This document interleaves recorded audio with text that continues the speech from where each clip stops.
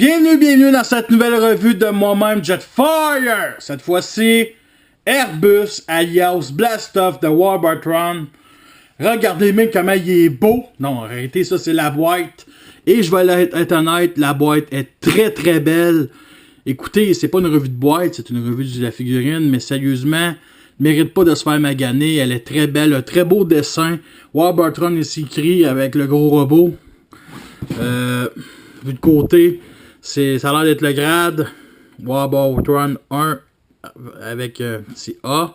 Airbus aussi, qui est bien entendu qui est écrit.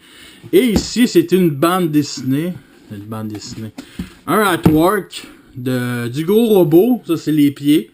Ça, c'est bras. Ça, c'est... comment il s'appelle? D'après moi, je suis pas sûr, mais avec toutes les boîtes qu'on va avoir, sûrement, on va pouvoir faire un gros genre de poster boîte. C'est ridicule, mais c'est hot, mais c'est drôle. Et bien entendu, la boîte, elle est... oh putain. Je pense que je vais le mettre de l'autre bord. Parce que...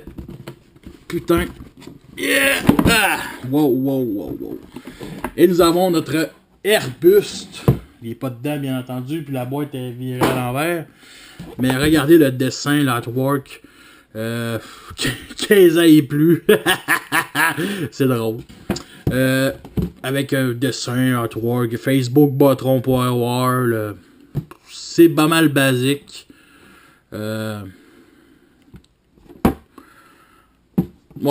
j'aime beaucoup.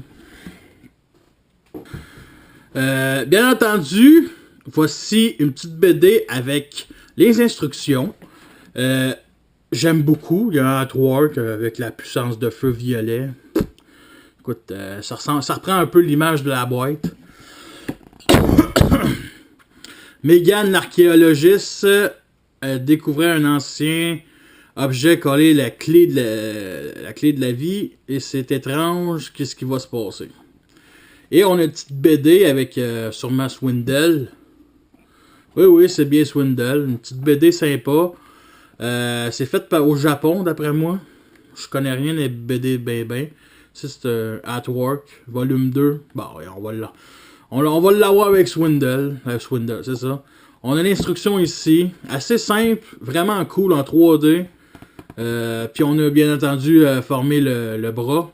Et pour la partie du formage de bras, ça va attendre sur la revue du gros Bruticus. Et un autre artwork ici sans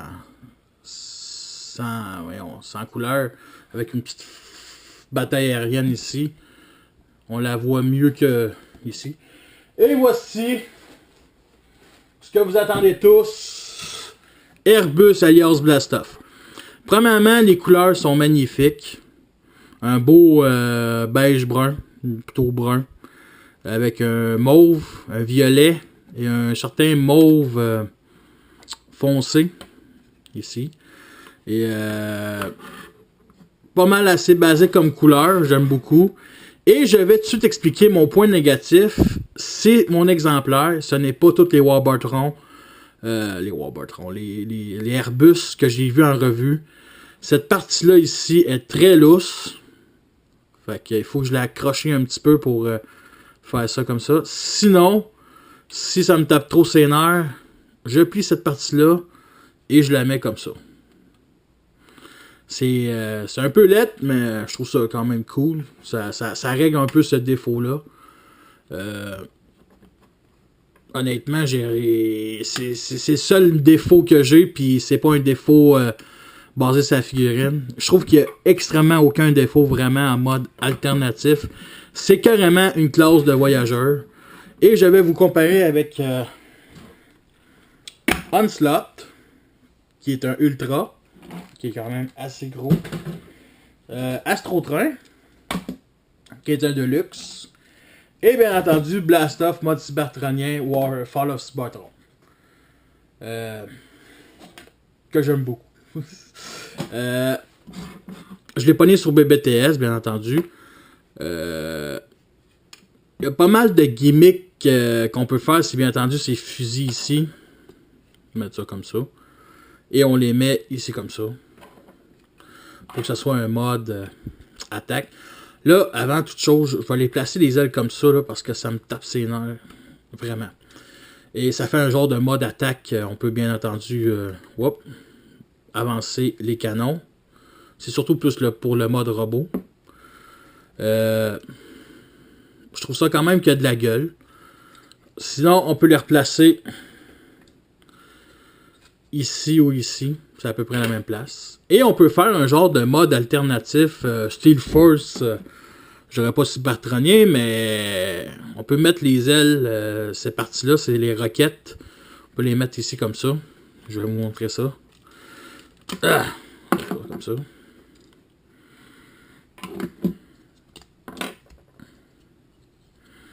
On sort les roquettes ici comme ça. Ici comme ça. Non, c'est ça, on les place. Wow. Non, c'est ça. Ça place pas là, ça se place pas là. Ça, on replie les ailes comme ça. Et c'est ça qui se met ici. C'est ça. Comme ça. Et on remplace les canons ici comme ça.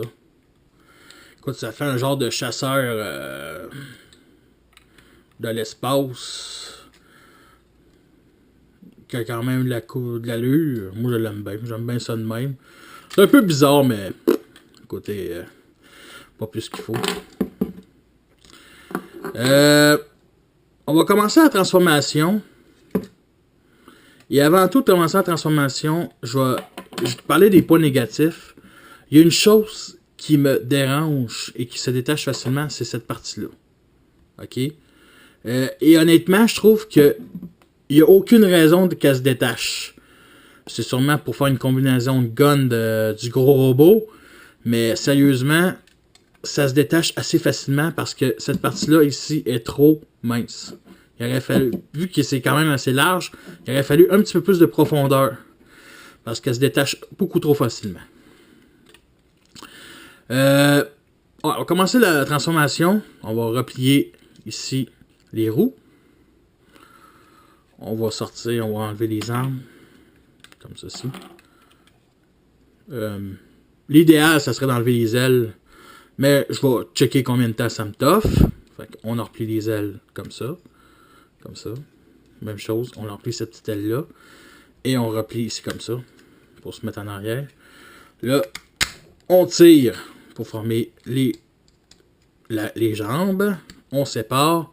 Et cette partie-là, on la rabaisse pour tourner cette partie-là 180 degrés pour former les pieds. Celle-là est beaucoup trop tight que celle-là. Celle-là est pas dure. Et nous avons déjà nos pieds. Bon, pour former le genre de dos de backpack, c'est bien simple. Ça, c'est les bras. On va sortir cette partie-là ici. Comme ça. Les bras, on va les sortir comme ça là. On va tourner cette partie-là. Là, ici, les bras sont enfoncés ici. OK? Il nous faut des ongles. Ou un petit tournevis. Ou une petite clé. C'est à votre choix. Commencez par la clé.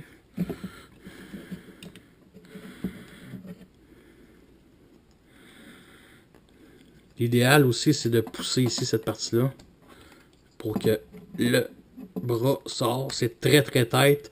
On peut desserrer avec la petite vis ici. Honnêtement, je trouve pas que c'est vraiment important. Et vous avez remarqué aussi que j'ai un nouveau décor derrière. J'ai déménagé il n'y a pas une semaine. Et ça va sûrement être le nouveau décor de cette année. J'aime bien, c'est un beau terrain. Puis c'est un éclairage de dehors. Moi, je cherche beaucoup ça pour les revues. Parce que l'éclairage de lampe, c'est quand même cool, ça suffit. Mais j'aime mieux l'éclairage de dehors. Bon. Et bien entendu, cette partie-là, on la tourne. Et on ferme cette partie-là pour ça. Pour le derrière, c'est bien simple. Ça, on replie le genre de place et on remet ça comme ça. Mais avant tout, dans toute chose, on va sortir ça ici. Ah!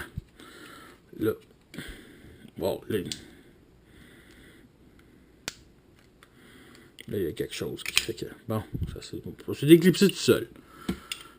Et on met ça ici comme ça. Et ça reste là. Il n'y a rien qui bloque. Il n'y a rien qui est fait pour bloquer. Pas bloquer, mais pour... je trouve ça stupide.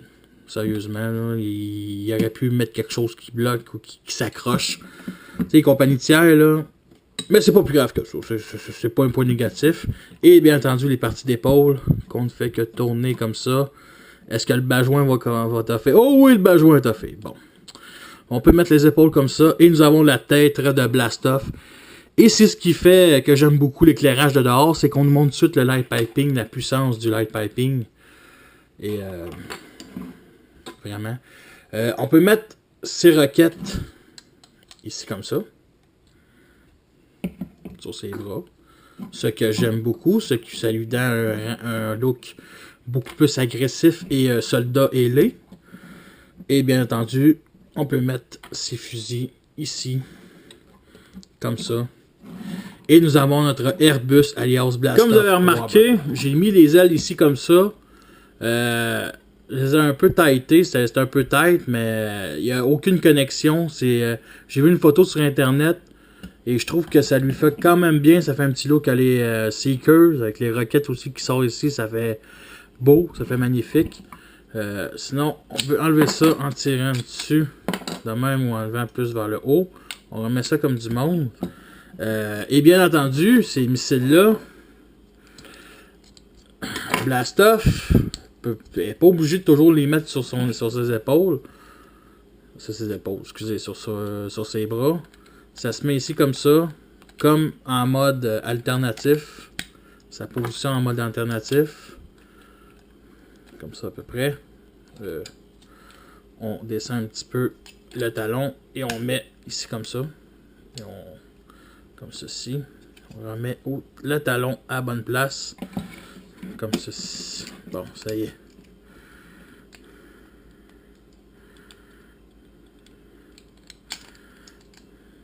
Bon.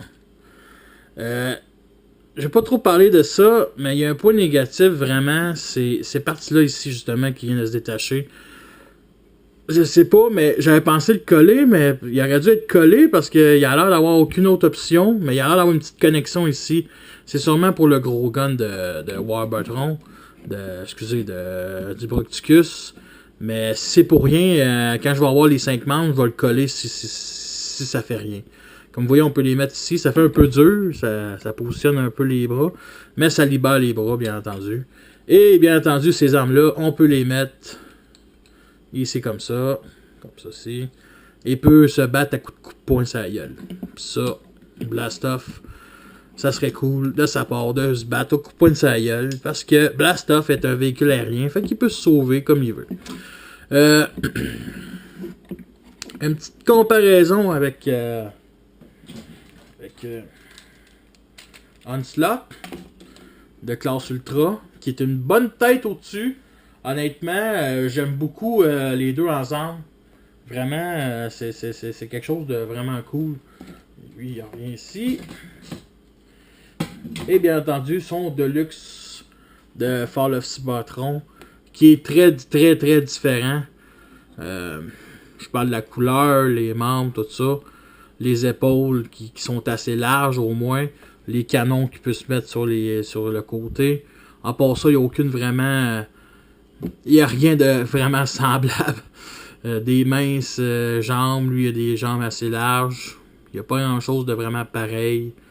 Mais bon, c'est deux personnages. C'est un seul personnage, deux corps différents. Et c'est ce qui me fait apprécier les Transformers. Bon. Côté articulation, c'est pas mal assez classique. La qualité de plastique aussi a quand même l'allure. Articulation à la tête est sur un bas-joint, tourne 360 degrés. Les épaules sont sur des bas-joints. On peut les mettre plus haut, on peut les mettre plus bas. On peut faire ce qu'on veut. Ici, articulation. Une articulation ici qui sort comme ceci. Une autre articulation ici au coude. Avance, recule un petit peu.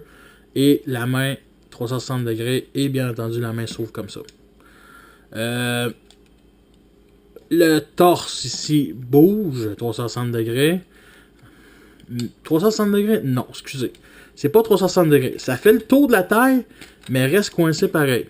Mais pas 360 degrés. C'est bizarre et cool en même temps. Sinon, bien entendu, les jambes, l'articulation va quand même assez haut, comme ça. Vers l'avant aussi, vers l'arrière.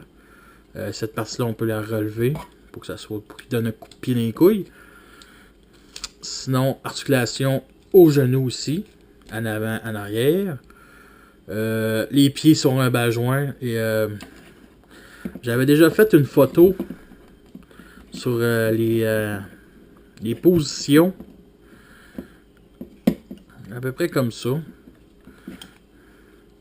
Je me souviens plus trop, mais je sais que c'est une photo que j'avais faite, que j'ai beaucoup aimé, que j'ai sur photo de profil sur Facebook.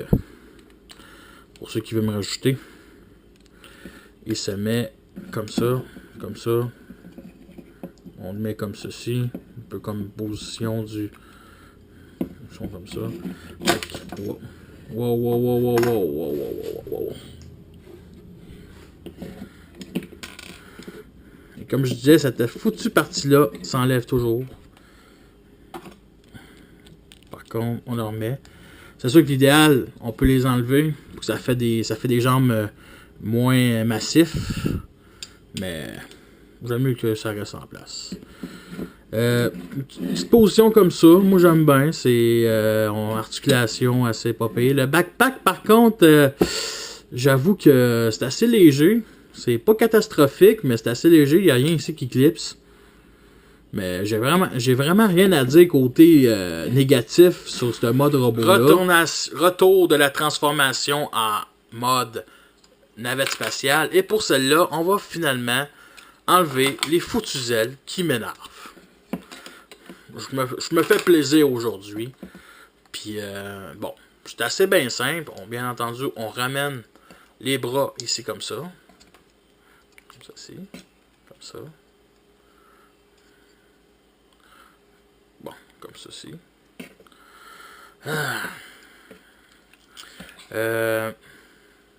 On va ramener les épaules vers le haut. La tête, limite, on peut la tourner, je pense, pour la transformation.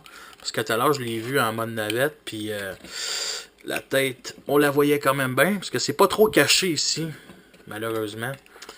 Et, bien entendu, on ramène le cockpit en avant. On s'arrange pour que tout se clipse, comme ceci. On relève cette partie-là. On ramène aussi ça. Ça comme ça. Comme ceci. L'autre bord ne fait pas exception. Il ne faut pas oublier aussi les petites portes de navette spatiale. J'ai jamais vu une navette spatiale brune de ma vie.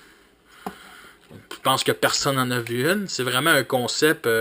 Au moins, ça fait. Tu sais, cette navette-là, elle fait pas trop civil, elle fait militaire. Elle fait concept militaire, limite à l'Armageddon. Un peu comme. Ouais, je parle bien du film de Michael Bay, où ça pète de partout. Un des rares films de Michael Bay que ça pète de partout. Bon. Bien. Là, je pense que j'aurais dû commencer par les jambes. Et bien entendu, cette partie-là ici, j'ai mis la combinaison. C'est comme ça, la combinée, c'est comme ça. Voyons. Bon, parfait. Les ailes se clipsent. Et on ramène ça comme ça, pour que tout finisse par se clipser. Et les pieds, bien entendu. Oh, comme ceci. Bon. Ramène les pieds comme ceci. L'autre pied, pas exception. Ramener aussi. Aussi, comme vous avez remarqué, il y a bien 2 turbines. C'est la première fois que je vois ça, une navette avec 2 turbines. D'après moi, ils ont fait ça parce que ils voulaient pas trop encombrer le talon. Et honnêtement, je les comprends très bien. Cette partie-là ici. On ramène ça. On met le fusil ici ou ici. On va ramener ça comme ça. L'autre ne fait pas exception. Comme ça. Comme ceci. Bon. Wow, wow, wow. Et on mène ça comme ça. Bon. Et nous avons notre Warburton, navette spatiale, qui est prêt à s'envoler pour l'univers. Malgré tout, est-ce que c'est une figurine qui en vaut la peine? Oui. Oui. Je vais être honnête, il existe un autre Bruticus de Fan Project qui sont un add-on kit pour Bruticus Energon que j'ai jamais aimé. Parce que pour moi, Bruticus n'est pas petit. Le Bruticus est gros et gigantesque. Je suis vraiment content que Warburton. Puis ce qui est intéressant, c'est que il n'y a personne d'autre qui vont faire un autre Bruticus. Il n'y a aucune, je pense qu'il n'y en a aucun parce que je pense que le Bruticus classique qui pour tout le monde, c'est vraiment celui-là. Ok? J'ai pas il est encore sur BBTS, 90$. Honnêtement, c'est un bon prix pour un Voyager parce que c'est une taille de Voyager. Il est massif comme un Voyager. Mais j'ai vu les deux photos avec les autres, puis c'est vraiment un des plus gros. Hein. Je dirais qu'il est plus gros que Blastoff. Blastoff. Excusez, Brawl. Il est vraiment plus gros que Swindle, ça c'est sûr. Puis honnêtement, c'est vraiment une figurine exceptionnelle. Ça en vaut la peine. Achetez-la. Puis sur ça, je vous laisse. Et la prochaine sera sûrement Brawl de Warburton lui aussi.